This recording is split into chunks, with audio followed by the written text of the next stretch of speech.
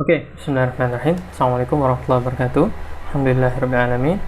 Assalatu wassalamu ala rasulillah ajma'in. Amma ba'du. Selamat sore teman-teman semuanya. Alhamdulillah, kita sudah sampai pada hari Rabu, pada diskusi yang ketiga ya, untuk materi ketiga dan keempat. Begitu. Materi ketiga tentang distraksi, materi keempat tentang metode fokus plus. Dan mudah-mudahan teman-teman semua sudah pelajari, nonton atau baca videonya, materinya, begitu. Karena seperti sebelumnya, sama seperti sebelumnya, pada sesi diskusi ini kita akan lebih banyak tanya jawab gitu ya. Tidak terlalu banyak pengulangan materi. Oke. Sama juga seperti sebelumnya, bagi teman-teman yang mau nanya boleh mulai diketikkan pertanyaannya lewat chat. Kalau mau lewat chat atau langsung raise hand ya jika ingin disampaikan jika ingin disampaikan langsung. Begitu. Sambil kita menunggu teman-teman yang lain, sama nih seperti kemarin, mudah-mudahan teman-teman udah pada nonton materi. Mungkin ada yang mau bantu saya untuk sharing, berbagi ya, apa saja yang mungkin menarik buat teman-teman yang yang didapatkan ya dari materi ketiga dan materi keempat gitu. Silahkan, mungkin ada yang bersedia. Apa aja ya yang menarik gitu ya. Ini bukan tes, bukan ujian benar salah ya. Silahkan. Sambil nunggu teman-teman yang juga mau bertanya, boleh langsung saja, boleh raise hand atau ketikkan diketik di chat. Begitu. Mungkin sambil saya menunggu teman-teman yang bersedia untuk sharing. Ini ada pertanyaan ya dari Ibu Nidia. Oke. Ya. Sambil nunggu teman-teman yang bersedia buat berbagi ya apa yang sudah didapatkan. Kita boleh jawab dulu deh pertanyaan dari Ibu Nidia. Pertanyaan yang pertama bisa teman-teman baca di chat dari Ibu Nidia. Bagaimana mengatasi distraksi yang sifatnya eksternal dan sulit dihindari, misalnya gangguan dari adik saat anak belajar bungsu yang baru usianya 1,5 tahun ya, sering ikut nimbrung kakaknya belajar, ngoprek alat tulisnya dan lain-lain. Oke. Sering saya minta dia untuk pindah tempat belajar, tapi maaf, biar nggak terganggu ya. Tapi anaknya suka nggak mau dengan alasan lebih nyaman di tempat dia biasa belajar. Ujungnya sering berakhir dengan marah dan bad mood karena terganggu adiknya. Baik. Ya, ini sesuatu yang ya pasti saya yakin banyak, mungkin hampir dialami semua orang tua ya. Sepertinya begitu. Saat kakaknya belajar, adiknya yang masih prasekolah, apalagi yang masih di bawah 3 tahun, ikutan nimbrung, ikutan mengganggu. Ya, yang pertama ya perlu kita pahami bahwa ya ini adalah sesuatu yang baik ya sebetulnya, sesuatu yang positif, karena adiknya kan artinya punya ketertarikan yang sama untuk ikut belajar, gitu ya. Untuk ikut belajar. Nah, itu yang pertama. Yang kedua, artinya kayaknya di diskusi kemarin saya juga sempat menyampaikan ya terkait bagaimana kita bisa memanfaatkan perilakunya anak yang saat ini mereka lakukan dan mungkin terlihat mengganggu, menjadi bahwa itu adalah sejatinya itu adalah sebuah kesempatan buat kita. Nah, dalam konteksnya Ibu Nidia, artinya kan sebenarnya ini adalah kesempatan buat ngajak adik ya untuk juga ikutan belajar. yang sesuai dengan usianya. Kalau kalau 1,5 tahun itu ya alat tulis ya nyoret-nyoret saja, krayon gitu ya. Kemudian kemudian diberikan buku dia sendiri, buku gambar atau buku apapun lah yang ada dan dia mau menggunakan, ditawarkan dia mau menggunakan krayon, pensil warna, dipersilahkan. Mungkin ada cat air atau apa gitu ya, atau kertas lipat dan yang lainnya, atau mungkin bisa ibu kertas HVS saja lalu digambar, ya kita gambar aja yang sederhana, mungkin gambar bunga atau gambar apa yang menarik biasanya buat anak, mungkin ikan kah atau apa gitu ya. Nah ini ikan, kemudian biarkan si adik ikutan belajar dengan ya mewarnai gambar tersebut misalnya gitu ya. Nah yang ringan saja, jangan yang terlalu berat, karena kan ibu juga harus mendampingi kakaknya belajar. Oke. Jadi jangan disuruh jangan disuruh pindah tempat belajarnya ya. Ini kalau pendapat saya, karena ya ini membuang kesempatan namanya sebenarnya gitu ya. Gini, kalau kita bisa kalau kita bisa memanfaatkan setiap kesempatan ini ya, dan memang ini nggak mudah begitu. Tapi kalau kita bisa memanfaatkan setiap kesempatan ini, dan kakak itu bisa lebih menerima, ya kakak dan adik lah ya, bisa lebih menerima, bisa lebih akrab, bisa lebih join sama-sama belajar, cuma yang ngerjain masing-masing kayak gitu, itu insya Allah manfaatnya cukup banyak, khususnya untuk adiknya gitu ya. Karena apa? Karena adik itu sangat mengidentifikasi ya, sangat memodeling lah, sangat mengidentifikasi kakaknya gitu ya. Dan termasuk yang dilakukan adik ini juga ya ini ya, mereka sedang mengidentifikasi gitu ya, mereka sedang memodeling karena kakaknya belajar, maka dia mencontoh. Simple kayak gitu aja kalau anak-anak prasekolah mah, apalagi di usia 1,5 tahun gitu ya. Nah kalau kita bisa, kakaknya bagus belajarnya dan adik juga bisa kita kondisikan dengan baik, itu adik itu bisa ikutan cepet belajarnya ya, karena itu tadi mereka mengidentifikasi. Lalu mungkin saya sedikit sharing ya, kami juga ada pengalaman terkait hal ini gitu, selain dari teori atau konsep yang sudah menjelaskan, tapi saya sharing bahwa kami juga ada pengalaman terhadap hal ini gitu. Nah jadi anak saya yang kedua dan ketiga itu cepat sekali bicara dan belajar nulisnya. Karena apa? Karena kakaknya memang senang sekali nulis, menggambar, nulis, mewarnai. Dan ya kita berusaha untuk kondisikan gitu ya. Artinya ketika adiknya nimbrung, artinya dia pengen belajar juga, maka kita fasilitasi gitu. Sambil kakaknya juga belajar, ya sesuai dengan usianya dia. Akhirnya jauh lebih cepat ya dibanding kakaknya gitu. Nah bahkan anak saya yang bungsu itu, karena dua kakaknya cerewet, artinya maksudnya cerewet itu artinya perkembangan bicara bahasanya memang cukup bagus lah kalau menurut saya ya, dari sisi literasinya, bicara dan bahasanya karena cukup cepat. Akhirnya anak yang bungsu itu usia 13 bulan ya, 1 tahun lebih 1 bulan, itu sudah bicara 2 kata, yang mana normalnya bicara kalimat minimal 2 kata itu terjadi di 18 bulan ya, 18 sampai 24 bulan rentangnya di situ ya. Jadi sekarang sudah hampir 2 tahun itu ngomongnya lancar lah, bisa dibilang gitu ya, udah bisa komunikasi. Karena apa? Karena mencontoh kakak-kakaknya.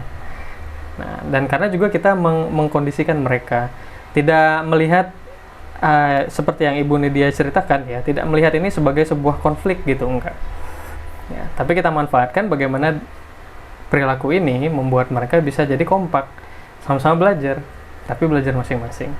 Maksudnya yang dipelajari berbeda gitu ya, sesuai dengan kemampuannya, sesuai dengan usianya gitu. Oke. Jadi mengubah cara pandang kita ya. Ini kemarin pertanyaan siapa saya lupa ya, mirip gitu. Ya. Intinya ini adalah kesempatan sebenarnya yang bisa Ibu manfaatkan agar adiknya juga ikutan belajar lebih cepat. Lalu pertanyaan yang kedua, setelah mempelajari handbook, saya berkesimpulan berarti tidak apa-apa jika waktu belajar terbagi dalam beberapa jeda waktu. Ya betul, apalagi usia prasekolah. Oke, apalagi usia prasekolah. Sama ya, mungkin saya sedikit sharing sebagai contoh saja. Jadi karena anak saya yang pertama itu baru 5 tahun ya. Saat ini sedang belajar membaca Al-Quran ya, masih Iqra gitu. Itu kalau belajar Iqra itu nggak pernah lama ya, hanya 1 halaman paling banyak. Oke. Tapi kadang juga bahkan setengah. Kalau dia lagi benar-benar males, udah capek atau gimana, itu cuma setengah gitu ya, nggak pernah lama sekali belajar Iqra itu. Nah tapi seperti yang sudah kita pelajari, dalam setiap belajar fokusnya ada. Nah contohnya baru-baru ini dia baru saja masuk Iqra 4 ya, yang mana konsep pertama yang diajarkan di Iqra 4 itu apa? Fatahtain ya, yang an ya gitu ya. Nah itu kan yang pertama kali diajarkan di awal Iqra 4. Ya fokusnya di situ. Fokusnya adalah memahami konsep itu. Gitu. Nah, jadi sehalaman itu kita fokus memperhatikan bagaimana dia sudah memahami konsep. Kalau garisnya 2 di atas, ya berarti tan, ya jan, fan gitu ya. Nah, itu. Dan itu cuma sehalaman. Saya rasa nggak nyampe 15 menit udah langsung paham. Jadi besoknya dia langsung bisa lanjut lagi halaman selanjutnya, ya udah tahu itu, udah paham konsep itu. Nah, ya kebetulan mungkin anak saya memang cukup visual ya, yang pertama cukup visual dan cukup logis matematis. Jadi urusan yang coding begitu dia emang agak cepat gitu ya. Artinya membedakan simbol di atas, di bawah, ta, iya, kemudian domah tain gitu ya, dan yang lainnya memang agak cepat sih gitu. Nah mungkin ada anak-anak lain yang nggak secepat itu, atau bahkan juga ada yang lebih cepat. Itu intinya. Seperti yang sudah kita pelajari, efektivitas yang perlu kita perhatikan. Nah dan untuk kita bisa mengukur efektivitasnya, ya kita perlu punya tujuan, fokusnya dulu. Kita tentuin fokusnya apa di satu momen belajar itu.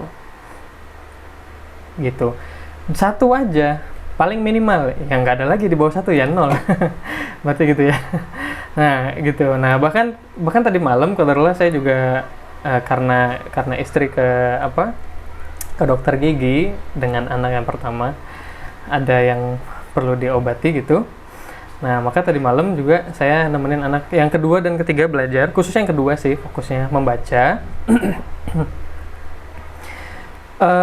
Itu karena dia sedang tertarik buku tentang kuda, ya sudah, buku tentang kuda gitu. Nah itu yang kita baca paling hanya 2 halaman, sebentar sekali. Tapi fokusnya apa? Fokusnya dia mampu mengidentifikasi kata kuda meskipun dia belum bisa baca. Oke, misalnya dalam dalam 1 lembar itu kalimatnya apa ya, saya lupa, apalah gitu ya, kuda sedang makan rumput atau gimana gitu. Nah dia belum bisa baca ya, 3 tahun. Cuma fokusnya adalah dia mampu mengidentifikasi kata yang kayaknya itu bunyinya kuda gitu ya. Kayaknya itu tulisannya kuda gitu. Nah, ini untuk lebih detailnya terkait hal ini ada di kelas literasi sebenarnya ya, yang pekan lalu sudah kita buka. Insya Allah nanti juga dibuka lagi, literasi prasekolah. Nah fokusnya hanya itu saja, dan dia bisa nunjuk gitu ya, yang mana yang kuda, coba cari mana yang kuda, tulisannya kuda gitu ya. Dia bisa tunjuk nih kuda. Tapi dia belum bisa baca, tapi dia tahu itu kuda tulisannya gitu. Ya fokusnya hanya di sana, dan dia bisa. Artinya tujuannya tercapai nggak? Tercapai. Efektif. Lama nggak? Enggak. Paling juga 15 menit ya. Itu dia. Apalagi prasekolah ya. Teman-teman kalau berharap anak prasekolah bisa fokus setengah jam ya gimana ya, ya selamat aja saya bisa bilang gitu ya, semangat aja ya, karena teman-teman hanya akan menyulitkan diri sendiri. Oke, karena secara alami sulit memang bagi mereka untuk bisa fokus selama itu di usia itu. Gitu, ibaratnya ibaratnya kita ngelawan arus sungai, ngelawan ombak, capek aja. Oke, nah kalau ada arus sungai yang deras atau ombak yang deras, ya enaknya diapain ya, diikutin kan ya. Dipakai buat apa? Dipakai buat nyuci baju, buat larung jeram dan yang lainnya mungkin ya, kayak gitu. Intinya kita manfaatkan, bukan dilawan. Nah, karena itulah kemampuan alami anak-anak kita. Jadi gitu. Nah, tapi ada saat-saat dimana anak-anak usia prasekolah bisa fokus sampai setengah jam lebih. Nah, yang mana itu adalah biasanya aktivitas yang sangat berhubungan dengan kecerdasan bawaannya, alias bakatnya. Biasanya itu. Nah, ini juga beda lagi ya pembahasannya. Yaitu di kelas bakat. Gitu. Nah, mungkin saya nggak bisa terlalu banyak menjelaskan. Intinya itu ya, karena di sini kita fokusnya pembicaraan tentang konsentrasi. Oke, suara saya kedengeran ya teman-teman ya, karena ada yang nyampein suara saya kurang kedengeran. Mungkin saya setting lagi aja. Gitu. Monggo buat teman-teman yang lain jika ada pertanyaan ya. Ini kayaknya dari pertanyaan Bu Nidia belum ada tambahan lagi, silahkan kalau mau nanya. Bisa mulai diketik ya di chat atau raise hand. Nah, lalu kita lanjut pertanyaan Ibu Nidia yang ketiga. Teman-teman bisa baca di chat. Saat menemukan soal yang sulit atau tidak dimengerti, lalu anak merasa frustasi dan meminta bantuan kita. Apakah sebaiknya membiarkan anak berusaha sendiri terlebih dulu atau segera kita bantu? Ya bantu saja, Bu ya. Bantu aja, bagus kok. Artinya anak butuh bantuan yang memang ya mereka kesulitan, gitu ya. Nah, bukan yang tipe meminta bantuan yang sedikit-sedikit minta bantuan gitu ya. Nah, belum ada usahanya, belum terlihat ada usaha memahami atau usaha mencari dan yang lainnya. Gitu. Nah, kalau belum ada itu, maka ya diarahkan untuk berusaha mencari dulu. Nah, tapi ini yang maksud saya ya, bantu saja, tapi fokus dalam memberi bantuan, fokusnya adalah mengajarkan mengajarkan pada anak metode atau strategi pemecahan masalahnya. Gitu ya. Nah, saya nggak tahu nih konteksnya belajar apa.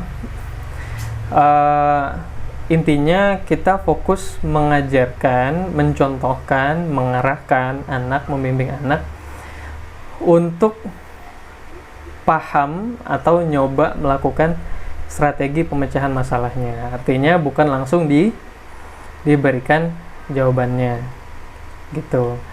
Nah, meskipun nanti jika masih terlalu sulit ya nggak apa-apa ya, berarti jawabannya apa ya dikasih contoh, tapi kemudian kan ya anak bisa mengerjakan soal pelajaran yang lainnya begitu.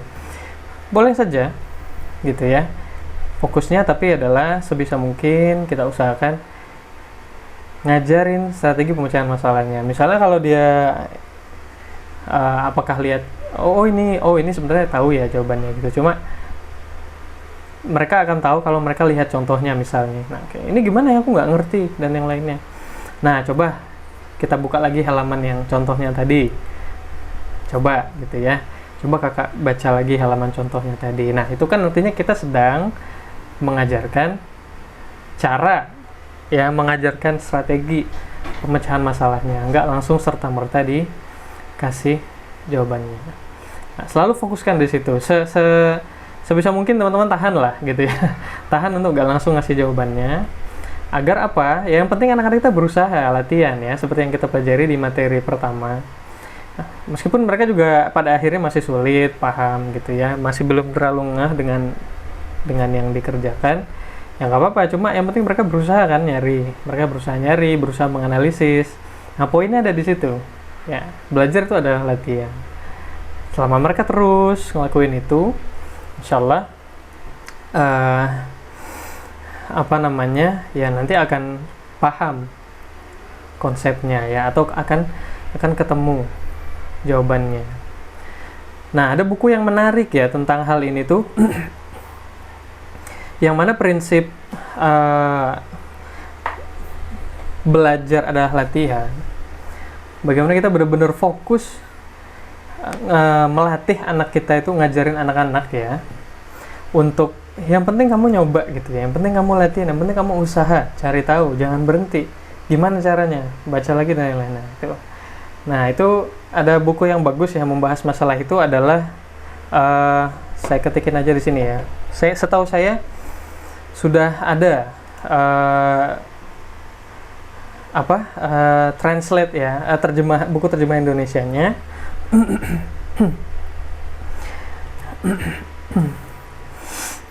Mindset ya.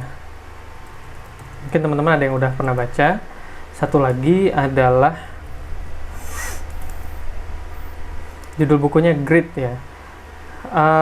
Saya lupa nama lengkap penulisnya, tapi di depannya Angela apa gitu, saya lupa. Itu juga udah ada nggak ya Gritnya terjemahannya? Kayaknya udah ada deh ya. Cuma kadang gitu ya, kalau buku terjemahan tuh saya pribadi kadang sulit memahaminya gitu. Maksudnya enak baca tulisan aslinya, karena ya lebih pas gitu ya, lebih jelas gitu. Kadang kalau diterjemahin ke Indonesia agak sulit gitu. Nah, ini gitu.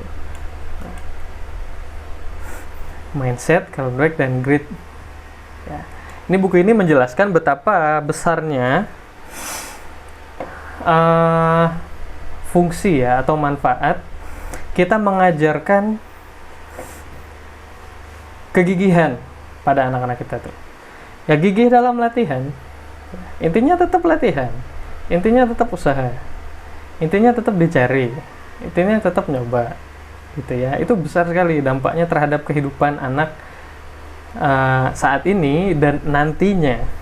Gitu ya. Saat mereka sudah mandiri, saat mereka sudah dewasa. Gitu. Singkatnya mungkin gitu ya. Kalau teman-teman penasaran, monggo bisa cari bukunya. Kalau yang mindset itu seingat saya Gramedia kalau nggak salah ya. Kalau Grit itu saya nggak lupa. Di toko buku ada, di Tokopedia juga banyak jualnya.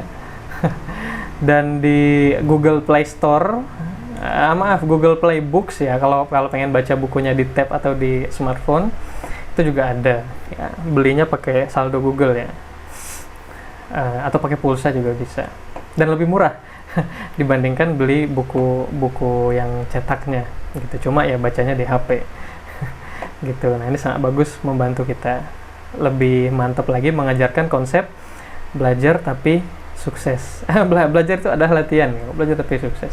Belajar itu adalah latihan. Oke. Silakan bagi teman-teman yang mau bertanya ya, boleh langsung raise hand atau diketikkan di chat, nggak masalah, seperti biasanya.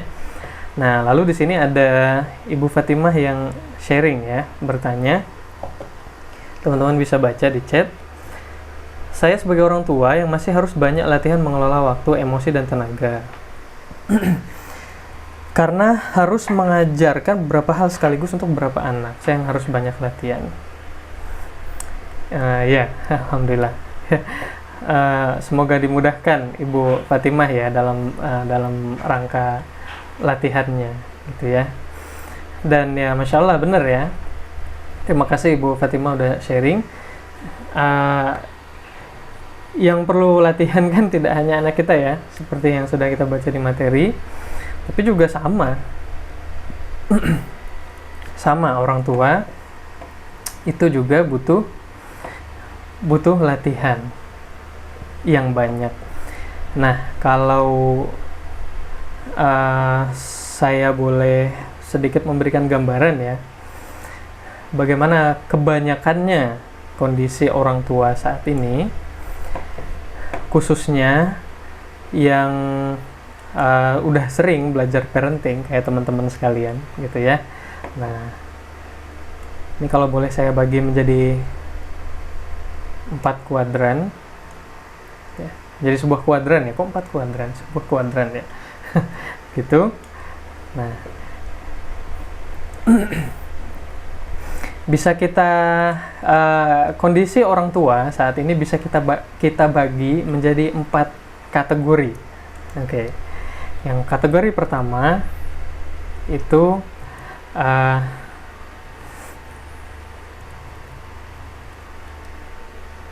kok nggak mau ya? Tidak. Oh.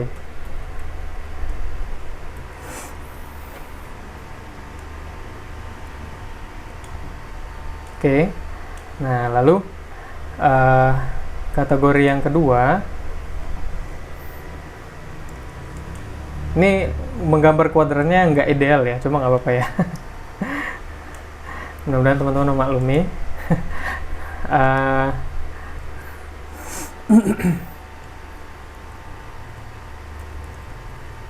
Kok mati? Sebentar. Kok berhenti sih? Ya.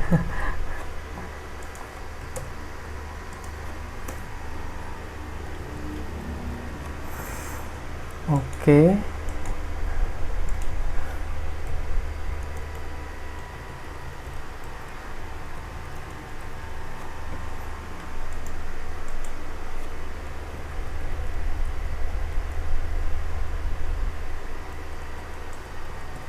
Kok hilang ya? Sebentar.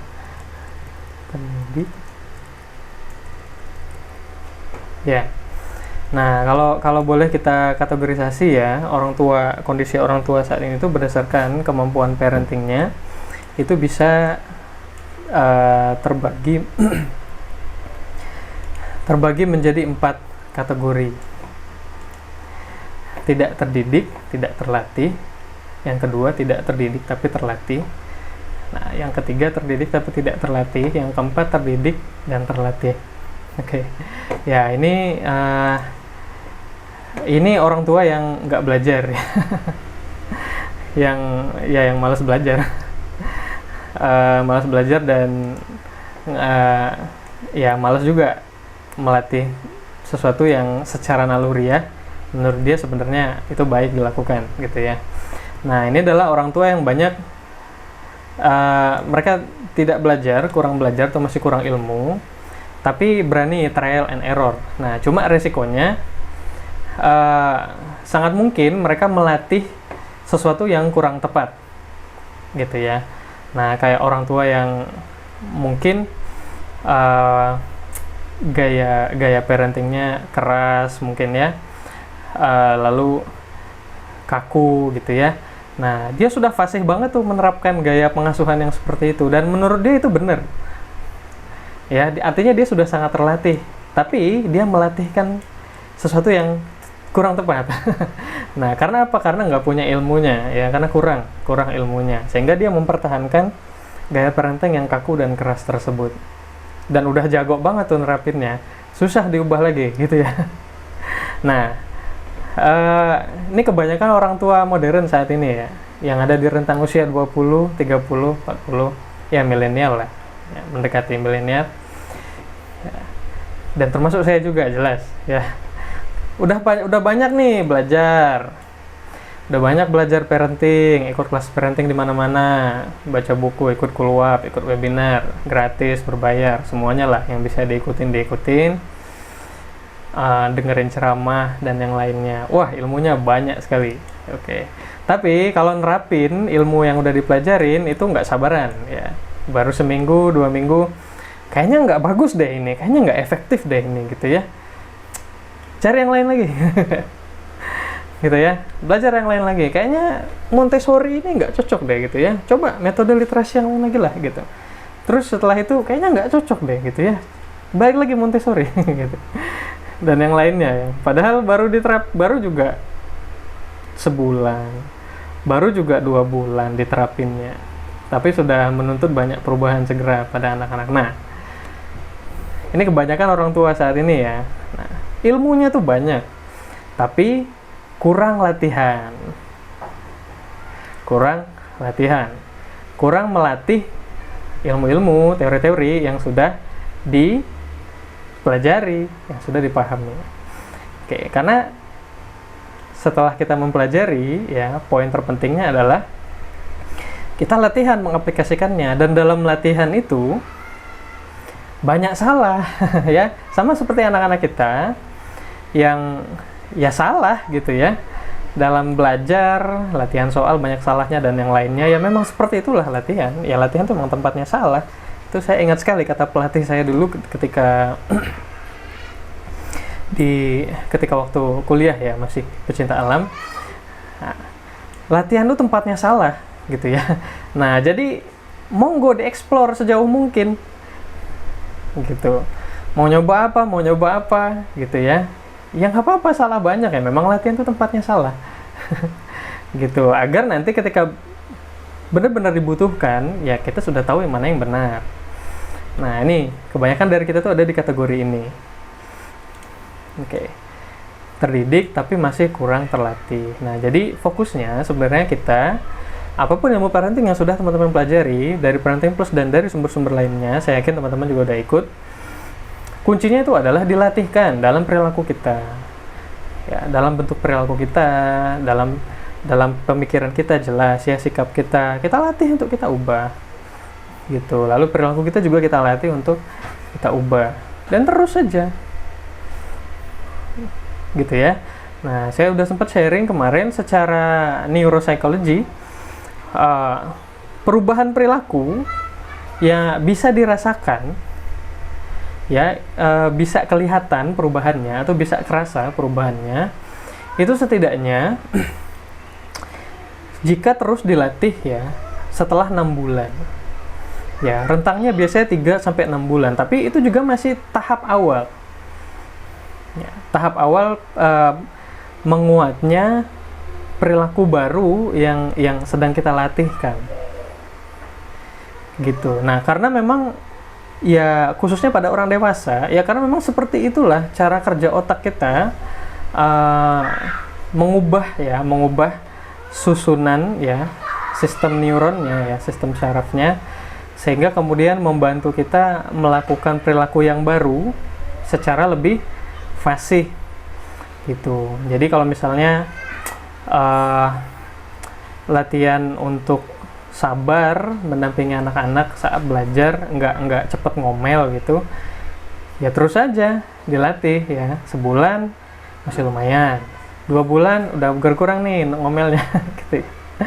Nah, terus dilatih nanti 6 bulan ya, karena terus dilatih dan sudah terjadi perubahan ya, penguatan pada struktur otak kita ya, sederhananya begitulah ya, pada struktur jaringan otak yang mendukung kita untuk melakukan perilaku itu. Ya nanti kita tanpa disadari atau tidak, kita akan lebih mudah ya melakukan yang tadinya yang sudah kita latih. Artinya kalau misalnya latihannya nggak gampang marah-marah, setelah 6 bulan kemudian rasanya kok sekarang gampang ya nggak marah-marah gitu ya. Kok sekarang gampang ya nggak ngomelnya ya begitulah ya, kombinasi semuanya lah ya, kombinasi dari otak kita ya, dari psikologinya juga kayak gitu. Intinya adalah latihan. Itu aja, nggak ada rumus yang lain teman-teman sekalian ya, nggak ada perubahan yang cepat, nggak bisa kita mengambil jalan pintas untuk melakukan satu perubahan kecuali ada shock terapinya. Ya, shock terapinya maksudnya kecuali ada shock terapinya, kecuali ada musibah yang besar yang kemudian ya baru membuka mata kita bahwa ya selama ini ternyata ya karena saya menunda-nunda ya beginilah hasilnya ya gitu ya. Ya tapi apakah kita semua menunggu yang seperti itu? Kan enggak ya toh ya. Karena itu kuncinya adalah latihan sebagai orang tua. Nah, mudah-mudahan setelah itu kita semua bisa masuk ke kategori ini ya, kategori yang terakhir ya, yang ilmunya punya dan juga udah terlatih menerapkannya. Gitu. Oke, silakan. Udah jam 16.43. Silakan bagi teman-teman yang masih mau bertanya boleh disampaikan ya lewat chat atau resen, atau mau sharing juga boleh deh. Ya, apakah ada yang menarik dari materinya atau ini nggak nyambung ya, materi yang saya sampaikan ini jelek dan tidak nyambung gitu, monggo bisa bantu saya ya untuk mengevaluasi, membantu kami untuk evaluasi, sehingga kalau memang kurang bagus kan nanti kami evaluasi ya materinya. Begitu, silakan. Apakah tidak ada yang menarik? Ya nggak apa-apa juga. Ya mungkin ibu siapa nih? Mungkin ibu Prisna mau sharing gitu ya. Pak, materinya nggak ada yang menarik. Ya nggak apa-apa Bu, sampaikan aja. Biar saya juga evaluasi. Silahkan. Oke. Monggo bagi teman-teman yang masih ingin bertanya dan ingin sharing pengalamannya boleh.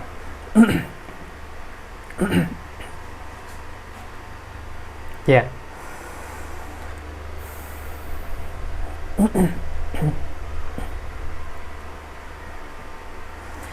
Oke, kalau memang nggak ada.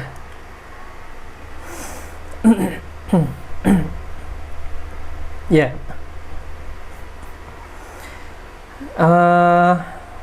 Jadi banyak ya pertanyaannya. Ya sudah, ya alhamdulillah. Oke, Ibu Fatimah ya, teman-teman bisa baca di chat. Saya masih bingung menerapkan metode fokusnya. Di apa namanya, itu wajar Ibu ya, karena itu diterapkan Bu. Ya, mana sih? Oh ya ini ya, kok lewat saya.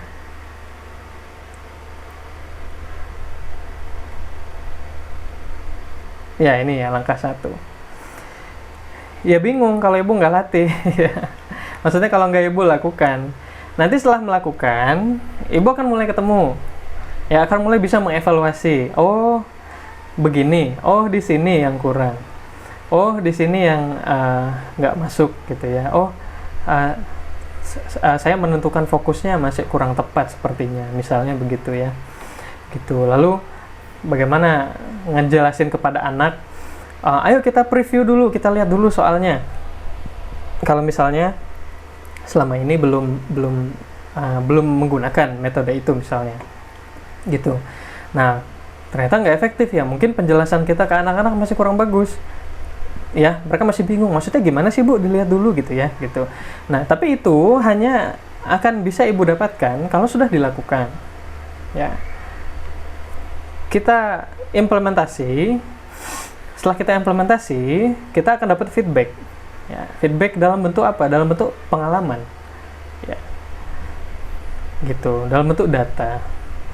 Ya, artinya ya itu tadi ya, kita udah tahu, oh saya tahu di sini ya. Kalau hanya dibayangkan saja, ya mungkin kan belum diterapkan ya, kan baru dipelajari juga tadi malam, ya nggak apa-apa.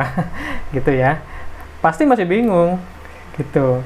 Silahkan Ibu cobain pada satu anak dulu, dan kalau Ibu ragu cobain pada anak yang Ibu rasa Ibu paling bisa megang gitu ya. Nah, atau anak yang paling dewasa, yang paling besar. Karena biasanya untuk memberikan penjelasan pada mereka kan lebih mudah ya, karena kan sudah mengerti. Nah, mungkin bisa start dari satu anak dulu. Ya. Kalau nggak salah Ibu anaknya 4 ya, saya ingat saya. Ya kan 4 orang ya, insya Allah. Kalau saya nggak salah ingat ya. Ya, jadi ingat latihan ya. Ibu jangan buru-buru menerapkan ini ke semua anak. Santai saja, satu dulu, dilatih, satu ya. Oh, langkah-langkahnya begini. Nah, semakin Ibu latih, semakin Ibu dapat feedback. Ya, semakin Ibu dapat pengalaman maksudnya. Nah, pengalaman itulah nanti akan membantu Ibu mengevaluasi langkah-langkah selanjutnya.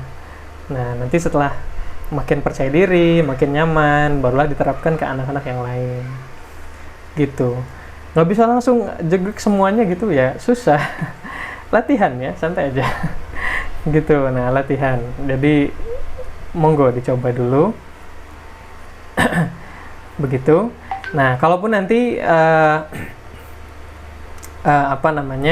masih nanti gitu ya menerapkannya dan nanti butuh diskusi. Nah, ini sebenarnya akan kami sampaikan besok ya di sesi penutupan kelas.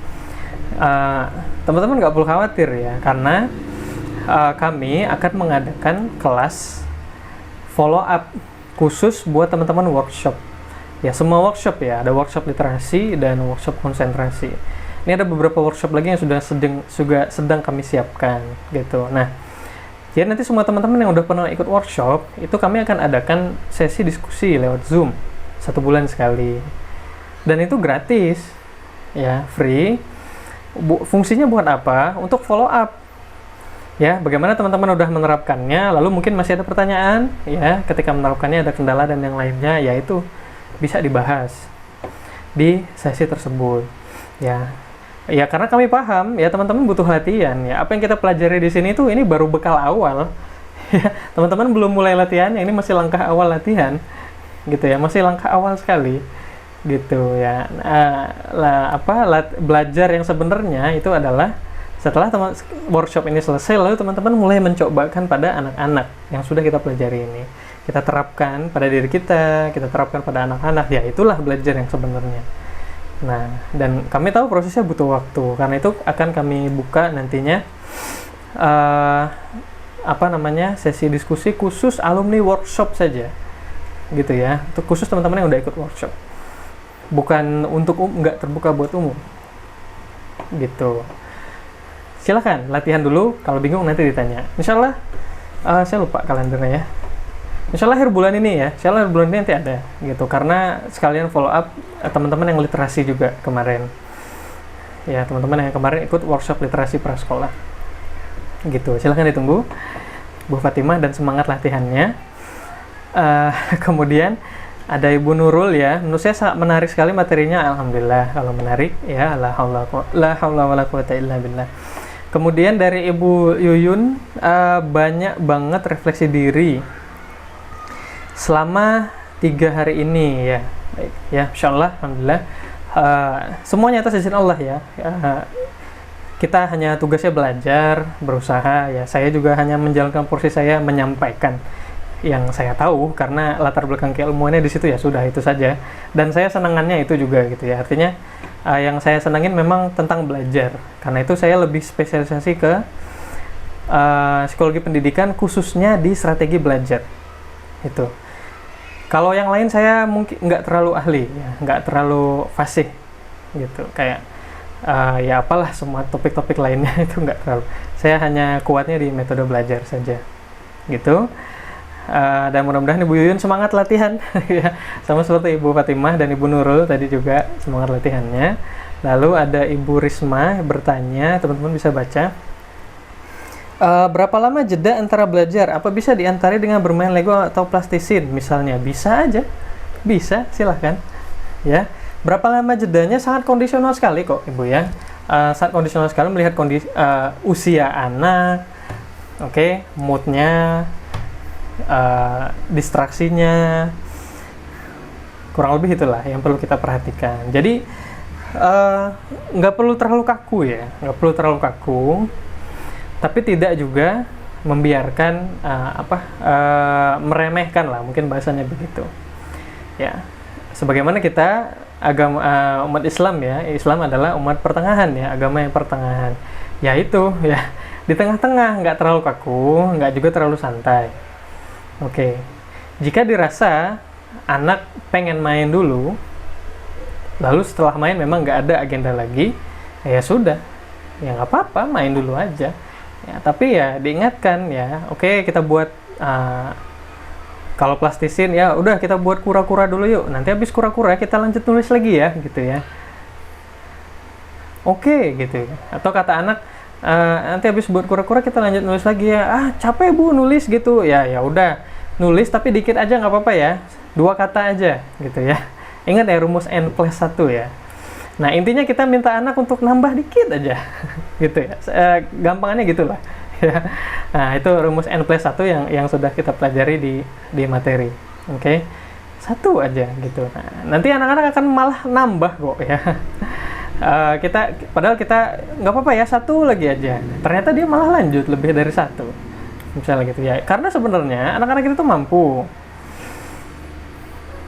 Ya, tapi mereka belum mampu mengelola, yaitu ya, mengelola mood mereka, mengelola emosi mereka, mengelola minat mereka, ya, termasuk mengelola apa yang harus mereka pelajari. Ya, mereka kan belum punya kapabilitas itu, apalagi usia prasekolah misalnya. Oke. Nah, sehingga ya dilatih saja. Gitu. Itu saja ya. Kuncinya. Jadi boleh silakan Ibu Risma diatur saja jedanya berapa lama, diantara bermain boleh, tidur dulu juga boleh. gitu. Lalu ada dari Ibu Zulfa. Alhamdulillah, menurut saya menarik sekali materinya, harus banyak belajar dan mengamalkan. Ya, alhamdulillah ya. Semoga semangat latihan menerapkannya, mengaplikasikannya, khususnya dalam setting pendidikan ya, pendidikan formal di sekolah. Ya, jelas butuh kita olah lagi ya.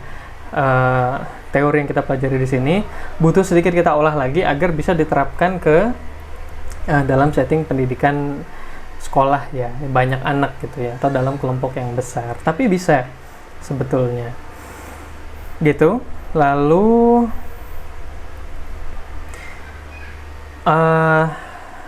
sepertinya nggak ada pertanyaan lagi ya. Ini ada dari Ibu Fatimah. Oke, siap, insya Allah. Sekarang saya harus meninjau dulu apa yang harus saya perbaiki. Perbaiki dulu ya dari diri saya.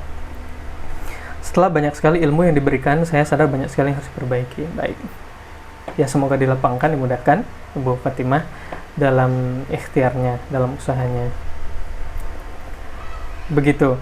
Oke, nah mungkin sedikit tambahan dari saya, begitu teman-teman. Ini kan sudah belajar nantinya ya, sudah dapat 4 materi, nonton videonya, mungkin ngerjain tantangannya, baca handbooknya, ya. Oke, setelah itu diendapkan dulu, ya. Terserah lah berapa hari, 2, 3 hari, seminggu juga boleh, nggak apa-apa. Lalu nanti diakses lagi, misalnya minggu depan, ya diakses lagi satu persatu saja, gitu.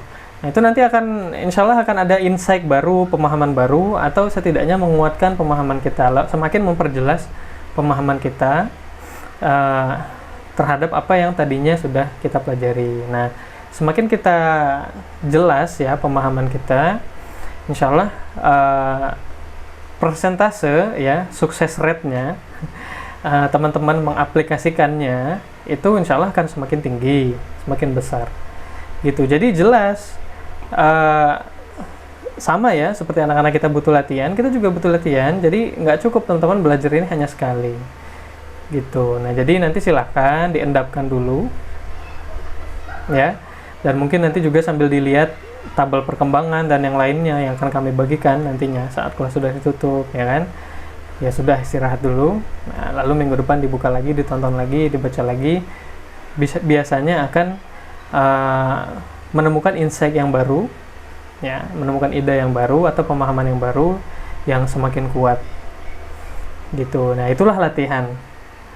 Ya, itu salah satu metode lah dalam belajar untuk memperkuat memori, kita. Nah, biasanya kan kalau mau ujian,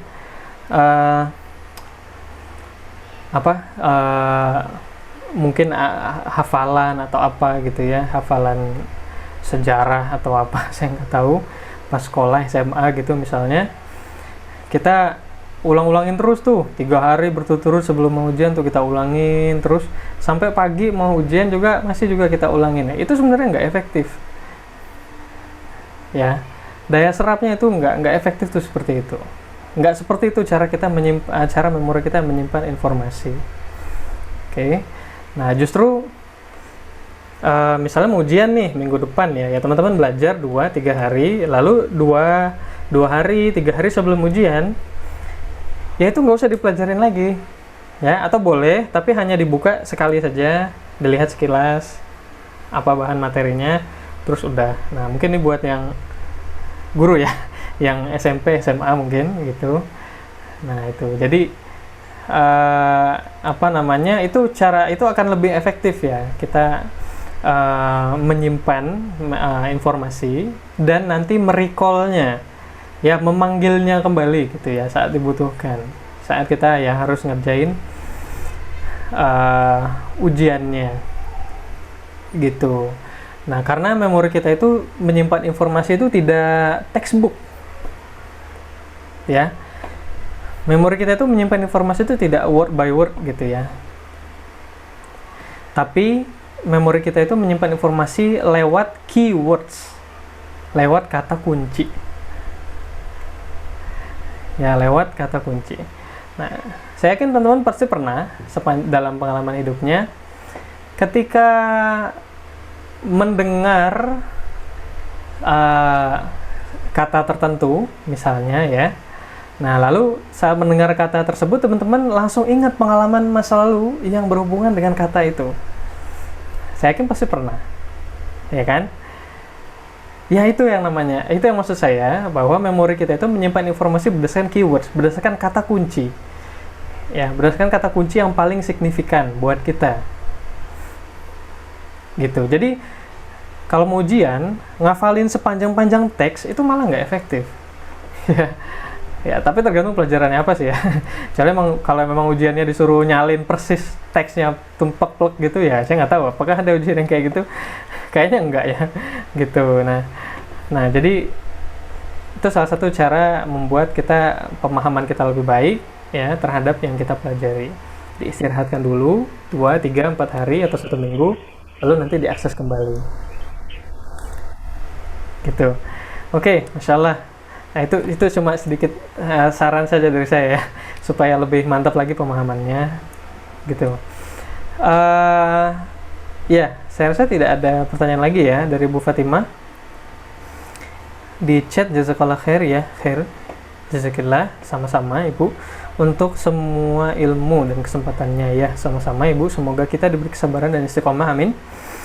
Dalam melatih diri dan anak-anak sehingga menjadi generasi yang lebih baik. Ya, amin insyaallah. Gitu ya. Oke, jadi nggak perlu khawatir teman-teman.